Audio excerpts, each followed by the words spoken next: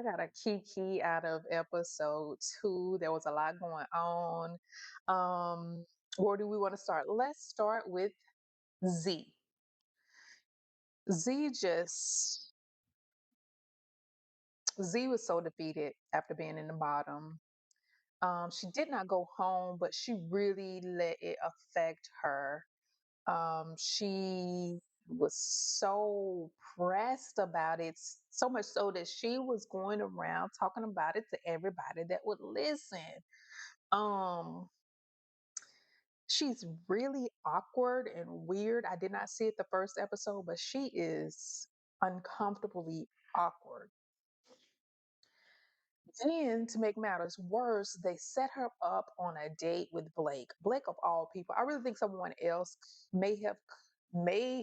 could have brought something more out of her. I think. Then again, Z just proved herself to be very strange, especially when she left. What that singing at the end, that was so weird.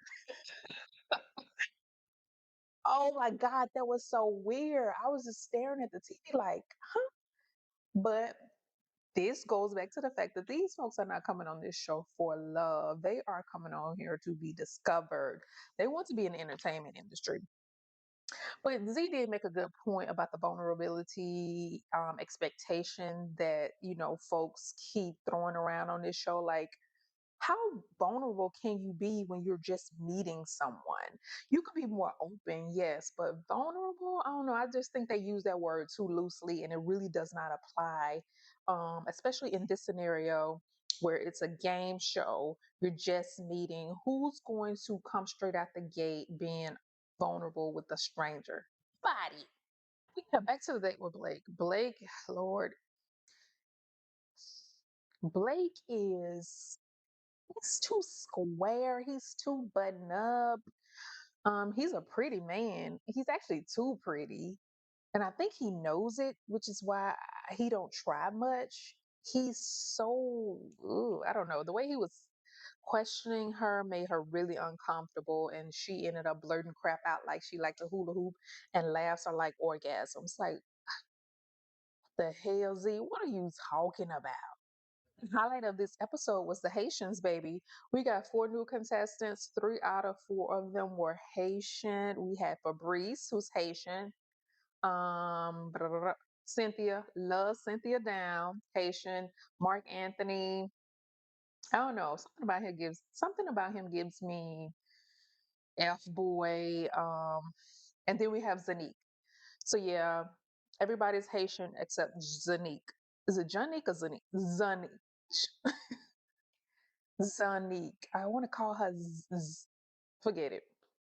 So Cynthia entered the room. Her and Janique entered the room, and the women were immediately pressed. But I really think they were pressed because of Cynthia.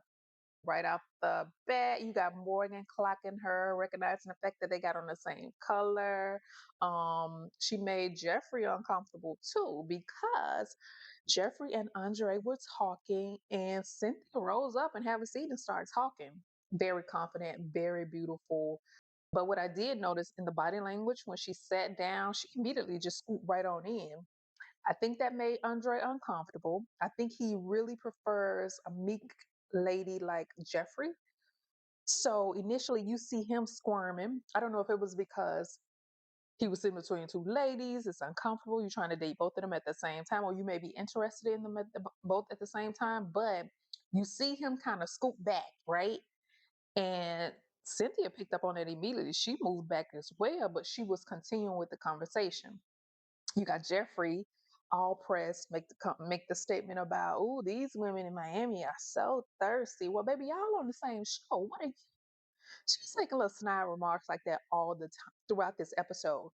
For one, she also said something about, I'm gonna let him do him, but he and I gonna be together. So she's already set her sights on Andre. I'm predicting Andre is gonna go for Cynthia. I don't like Jeffrey's little meek mind. I really think it's a ploy. It does not seem authentic to me. And those little childlike giggles are not attractive on a woman. That's just my opinion. So we get to the group date. You got the six men and Cynthia. Janique eventually joins, but Cynthia makes it there first. Cynthia handled it very well. Her answers were authentic, on point. She was straight up with them. She was not trying to I just felt like how she was presenting herself was really her, especially her answers as far as Tony tried to set her up, asking who she's attracted to, who's her type, something to that effect. She's like, I really don't have a type because I'm not going to be swayed by the exterior. I need to get to know you. So that resonated with the men, especially Andre. I think when her first contact was with Andre, I think she intimidated him. But during that group date, I think that is when he warmed up to her. Because like I said, she was very open. She was honest. Um, her answer about I don't know why they keep throwing around this alpha male crap, but her response was superb. She's like, I can be submissive. Most women can be submissive given the right relationship, given the right man. That is so true. Um, but yeah, I just love Cynthia. And of course, eventually Janique, I'm gonna butcher this girl's name. Janique.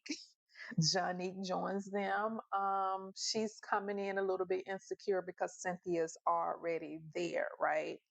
So she's feeling away. She would have preferred to be the first one there to have her time with the men one on one, but Cynthia beat her to it. She came in with a lot of loud energy, a lot of. I felt like she was trying to overcompensate for something. I always have that assumption about loud people. I'm going to continue to evaluate her, but just off of that scene alone, I just feel like she's going to be a little catty, a little overly competitive with the women. I'm gonna leave it there on Zanique. Let's talk about Corvea and Mark Anthony. Um, Corvea wants to be spoiled. Corvea wants a man to take care of her, which is why she is gravitating to Demario. He's already put that bait out there. What kind of shoes you like? Oh, I know they're expensive. She picked up on that, right?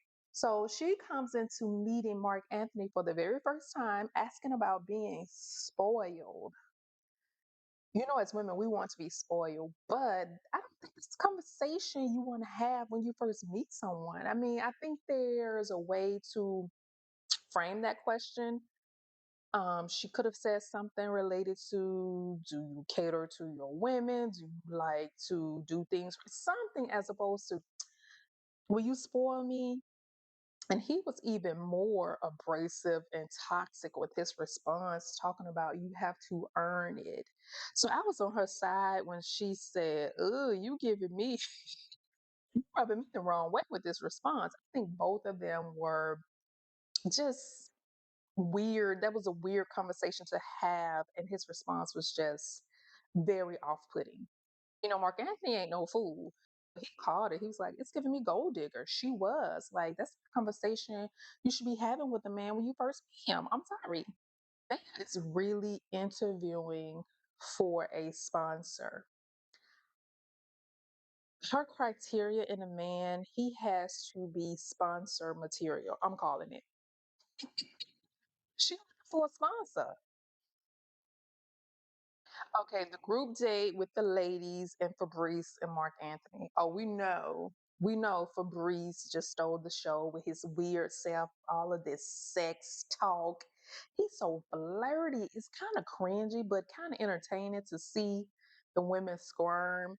He even admitted that he does that intentionally to see what type of reaction he's going to get out of a woman, but he really wants to see if they're with it. Like, sex is very important to Fabrice. And that is, unfortunately, it monopolizes his conversation. It was, the ladies were not really into it, with the exception of what's her name? Was it Sue Ann? I think Sue Ann may be interested. Is it Sue Ann, Lord? I think it's Sue Ann. Swan was a little interested because she was entertaining that conversation. She talked about how when she was younger, she thought she had a sex drive, but her sex drive is even higher now that she's older. I took that as she was just throwing hints at Fabrice to let him know she down. Up on Mark Anthony talking about he used to be a player, and a player is someone that's manipulative and lies. But then he goes on to say, I don't lie, I'm honest. Well, are you manipulative, Mark Anthony? I don't know. Mark Anthony, I don't know. I think he's a F boy. I think he's a, and then in the conversation he was talking about he was studying to be a pilot. For some reason, I think he lied. I think he lying about that because I don't know. It was just his expression when he heard that Mercedes was a flight attendant. He almost had that look on his face, like, "Oh shit, she might figure out that I'm not really studying to be a pilot." You know what I'm saying? Like he was like, there's potential to be exposed there. I don't know. Maybe I'm reading too much into that scene, but I don't know. He just comes across as very untrustworthy. We have Tony and Marcia on a date. Surprised that Marcia is into him. I don't know. I just had higher hopes or standards for Marcia. Marcia is really beautiful. I love her smile. She's fun. She seems like she will be the type of girl that will be the life of the party. So they're on a date, and of course, just based on the edits, it didn't seem like Tony was paying attention to what she was saying or really interested. All I could hear was him, okay, let me pray over this food. And then the prayer, I don't know. I think he uses religion as some type of cover. You know what I mean? I don't think he is as religious as he's trying to portray on this show. I guess we'll find out though. So we get to the men's lounge. Of course, they don't like Z, but they love Mercedes. She's Mercedes is very nice and inviting. I like that conversation she was having with Blake when she mentioned how um just wanting him to be linked with the right one, because I really do think it will take the right type of woman to be into Blake. Blake is just too buttoned up. He's not inviting. He does not carry conversation well. Um, I don't know. I believe Blake will be the next man to go home, but we'll see. But back to Mercedes. Yeah, they like her. She knows how to have a nice conversation. She's inviting. She I don't know. She just has this warm energy about her, and it does not hurt that she's very beautiful. So the men love Mercedes. Of course, they don't like Corvea and Z. And of course, we know Z goes home. Corvea was about to go home. I was so hoping she went home instead of Z. Although Z is weird as hell, Corvea is just like this little. I want to call her a mean girl, but she hasn't exhibited that yet with the ladies, but she's definitely been kind of nasty with men. So with her conversation with Lyndon, basically told her, you got to be more tactful in how you are sizing these men up and eliminating them on the spot. I don't know what type show she thinks she's on, but if she continue to do this, she's going to be going home next. Like, I think she really believes that she's so beautiful that there's no way they will send her home. Introduce something new this season. The second, what is it? Second chance lifeline. Okay, so it can only be used once. And this is to save someone that has been voted off. But I don't understand how this would ever work. If they're voted off, number one, that means the majority of the guys want them gone, right? Well, the second chance lifeline will allow them to save that person. It can only be used once, and it must be unanimous. Like all the men have to agree to save this woman. I don't know how this is going to work. We'll see. But that's what we're going to be dealing with this season. So yeah, Z is sent home. She's so awkward. She sings this weird song at the end in this weird tune. Just solidify my thoughts that Z is she's too strange for these. She's too strange for most men. Oh, I will go ahead and watch episode 3 because now I'm invested. I am invested in this season. It's entertaining. There are a lot of ladies on this show that I like, I connect with. I'm trying to see what men I like. Like, who do I think is going to be a good catch? I don't know. Maybe I'm a cynic because most of these guys are giving me fake. Like they're not really in it for real. So I don't know. As far as appearance, Lyndon is handsome. Um, who else? Is too cute. He's too cute. It's like eating something or eating a dessert that's too sweet. Like, oh, that is too sweet. I don't like it. He too cute. I don't like it. And that's crazy, right? He has the dimples. It's his weird smile. The way he moves his mouth. It's just weird to me. He's not an ugly man. He's just too damn pretty and he's too damn uptight. Weirdly enough, I think Fabrice is very interesting. Interesting. He's cringy now with all this sex talk, but I think he's interesting.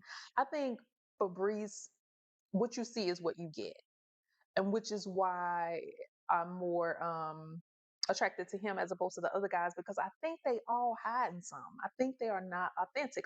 I don't, I don't know. I'm trying to think of any other guys. So right now it's Lyndon and Fabrice. They are um, attractive. Not saying that they are quality men that the ladies should pursue, just visually and personality wise, they are attractive. So that's it. That's episode 2. I'm going to watch episode 3 very soon, and I will be back. I will see y'all then. Bye.